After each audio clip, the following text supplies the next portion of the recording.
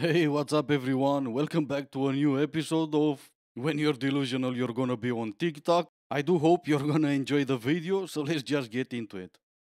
If you're a business owner, can we please start normalizing women taking days off because of their periods? Like today, one of my employees texted me and she was like, Valerie, I don't think I can make it. I'm on my period and I'm in so much pain.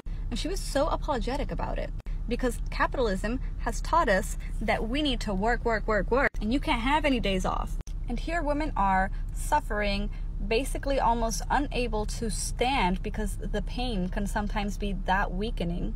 And we're forced and expected to go into work. No, screw that. So I'm enforcing a new rule in my business. I'm setting the bar higher for other business owners. All of my female employees will now have 2 days a month where they can take off and they will still get paid.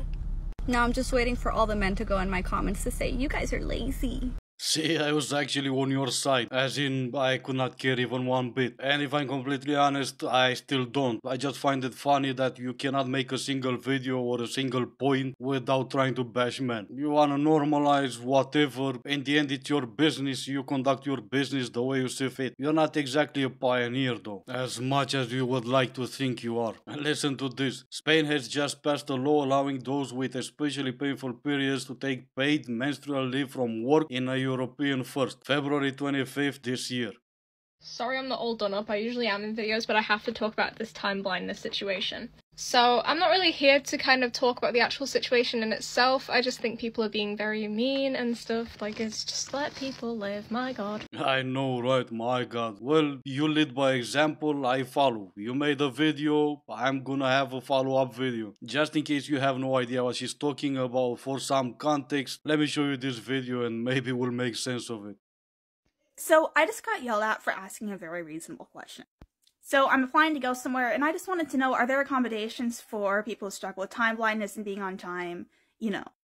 And then the person I was with interrupted and acted like I was asking something else, and then when we were done, they actually started yelling at me and saying that accommodations for time blindness doesn't exist, and if you struggle with being on time, you'll never be able to get a job. You know, provided you're trying your absolute best to be there. And then they're like, your stupid generation wants to destroy the workplace. And yeah, I think that a culture where workers are just cut off because they struggle with being on time, when there's other solutions that we can look to, I think that just anybody who thinks it's okay to just treat people like that, yeah, that culture needs to be dismantled. And then I asked that person, how can you feel good about yourself upholding this kind of system? And then to think I'm entitled. No, if people think it's okay to treat others like this, that's entitlement. Exactly. How can you support a culture that says you need to be on time for work? And I know you might find this funny, but it's actually pretty sad. These right here, they are the next generation. They are the future. They are the leaders of tomorrow. At least me, I can be thankful I'm not gonna be part of that future. The Matildas are calling out the gender pay gap in soccer. FIFA will still only offer women 1/4 as much prize money as men for the same achievement. So what are they paid? The total prize money for this year's Women's World Cup is $110 million US. That's compared to the $440 million US given to the men's tournament held in Qatar last year. The World Cup starts this week and is being hosted by Australia and New Zealand. Make sure you watch it because you're the one paying their salaries. The difference between the two tournaments is the number of people who are willing to watch it and buy tickets. What you see on screen right now is the level of women football or soccer. Why would I choose to watch that? Why would I spend money to buy tickets to go and see what? Ladies, I don't know, tell me if you agree, but I genuinely don't think that men understand and see the shift in the dating dynamic that's happening. I really don't think that they see it. Like, the shift has happened so significantly. I would say in the last 5 to 10 years, yes, most divorces are initiated by women because women aren't putting up with shit. More and more women are choosing to be single. More and more women are choosing to have children and then raising them with their friends opposed to raising them with a male counterpart. This is happening more and more and more. And before, men are like, oh, I choose to be single. But do you? Because the thing is that the unhappiest demographic across the board statistically and proven is single men. So you are just benefiting from having a partner. You're benefiting from having women in every aspect of your life. Women are just sick and tired of putting up with your shit. And the thing is, unless you change, you're going to be single the rest of your lives. And the thing is, women thrive in that environment. Men don't. They just don't.